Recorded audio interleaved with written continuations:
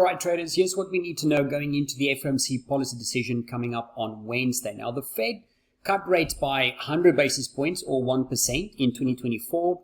But after a very, very hawkish shift that we had from them in December, the markets are widely expecting the bank at this week's meeting to hold rates steady. And when we consider the data like sticky inflation still around 3.2% year over year, growth which is still very solid at 3.1% year over year, and of course inflation expectations 5-year and 10-year, which is trading at the highest level since 2024, the markets are widely expecting that same data-dependent and hawkish tone from the bank that we heard from them in December. Looking at short-term interest rate futures, we can see the markets are close to fully pricing in a hold decision with 99.5% probability, and there's about 39 basis points worth of easing priced in for the remainder of the year.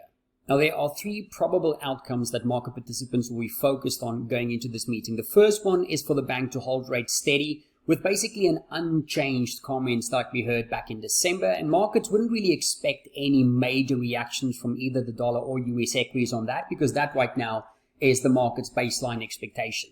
The second one is if we get a hold in rates as expected, but then we get language from the bank that sounds slightly more confident about inflation getting back down to target, and more important, if we get a signal that more than 2 cuts are possible in 2025. If we get that outcome, markets would expect slight dollar downside as well as upside in the US 500 or S&P.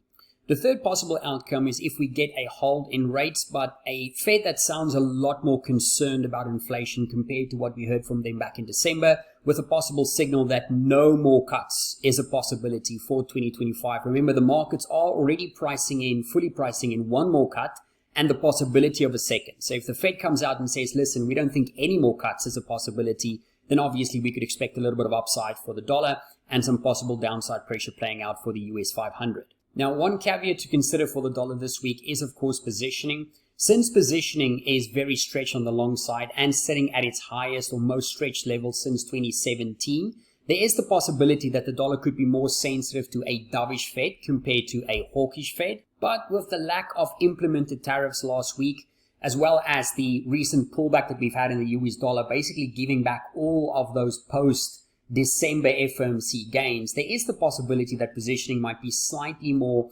fairer in terms of reaction function, which means it's possible to see both upside and downside coming out of the FOMC. The options market is pricing in quite a punchy range for this week, about 2%, with key options barrier resistance sitting at 108.80 and support sitting at the 106.40 levels. Now, it's very important here to stress that even though the Fed can obviously create a lot of volatility for the markets, the current overarching theme remains tariffs and obviously any news we get on the tax cut policy front. So do pay attention to that for possible reactions in both the dollar as well as the US 500. As always, stay nimble and trade safe.